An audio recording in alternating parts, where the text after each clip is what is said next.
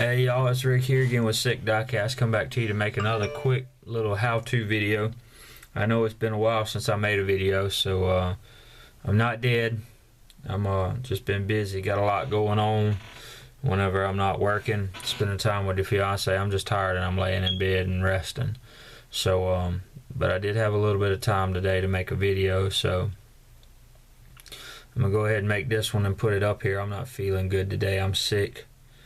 Actually, part of the reason I'm able to make this video is I had to come home early from work. I got sick and it just wasn't good. So I got weak and throwing up, and it wasn't a good morning. And I come home and got me some rest, got a little bit of something to eat.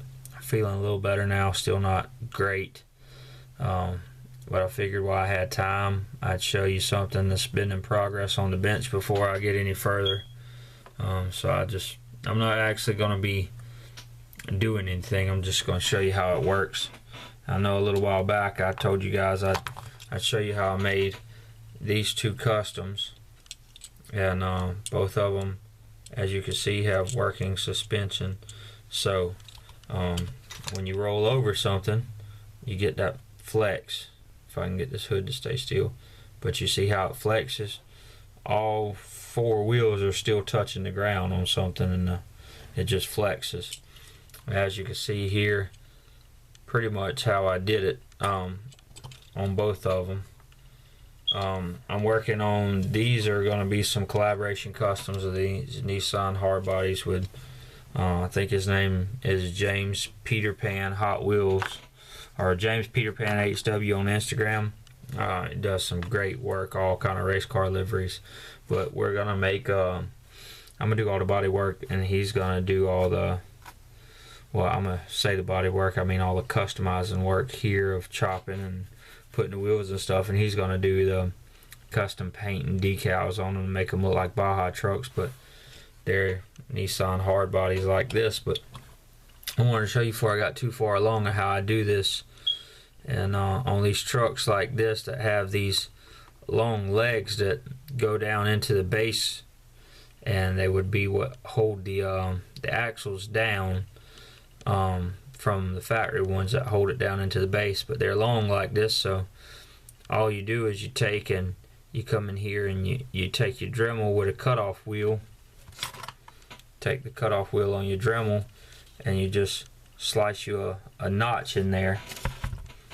I did this on the front and the rear. As you can see, the little notch sliced in there. And then you take you a piece of paper clip and you cut you off a little piece. And right now I've just got it super glued on there. But I'm going to go back and put JB Weld around it to hold it really good. And then what you do is you slide your axle in there, and that little notch allows it room to flex. Let me see if I can show you better on this. But this is, you see how it flexes there? That notch gives it, that axle, room to move. So that gives it room to flex, and it works the same way on the front and the back. And of course, you know, the Toyota is different. The Toyota, all four of these legs were actually made into the body. It wasn't, well, I'm lying. It is part of the base. But regardless, they the way you make the base in here is a little bit different on the Toyota, because the Toyota has that whole solid bed there, and you can get away with cutting off the rear bumper, which the Nissan doesn't have a rear bumper. But all I did was shave the legs down that hold the wheels on the normal base. As you can see, I just cut everything where it's flush in here, and that separated.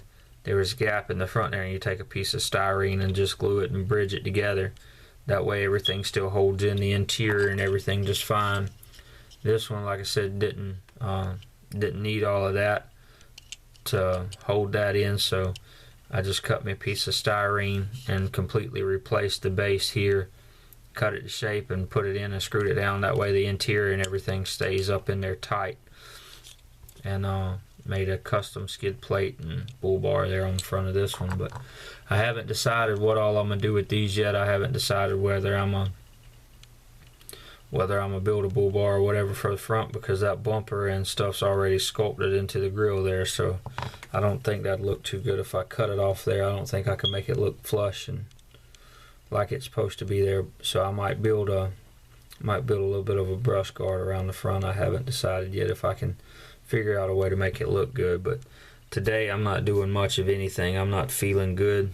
As y'all can tell, I have a bunch of projects here on the bench that are going to get lift kits. And see, this is going to be another one that I try to make with articulating suspension. It already has the little notches in here for where it holds your wheels down, so all you really got to do is come in and follow that as a guide and notch it down even more. That post is going to have to be cut out if I do it that way, but we'll see how it goes whenever I get to feeling better. This is another one that I've been working on for over a year now, but I built me a different chassis for it using the kit that I got from Tippity Plop on Instagram. He sells the kits on Not Too Dear. His other page is what it's called, where he sells them at, but one day I'll probably, if I get the time, make a video on how you put those together. This is a Jensen Interceptor I got from K5, a project that I'm working on. Got the wheels from 710 Panda Bear. These wheels, they look really good, but they are frustrating. I cussed so much I had to actually take the wheel apart and reassemble it once I got it together, because you can make these things deep dish wheels, and I didn't know that. And I bumped the axle and made it a deep dish wheel, and it was just a mess. They look good, they're expensive, and they're a headache. So I don't know if I'll be getting any more of these, and it's nothing against him or the wheels or anything. They look good, achieve the effect I want. They're just more frustration and headache than I'm willing to try again, I think. So, but I got a bunch of stuff on the bench here, and I'm try to be working on some of it, but I wanted to try to work on some of it, but I came in here and looked at it. I'm like, nah, I'll just make a video and show them where I'm at. But I hope y'all enjoyed this video. Like I said, it's not a real in-depth how-to, but something's better than nothing, I guess, and it's been a while since I made anything, so hopefully this is helpful. Hopefully this gives you a little bit insight on how to make an articulating suspension. So I hope you guys enjoyed the video, and as always, have a good day.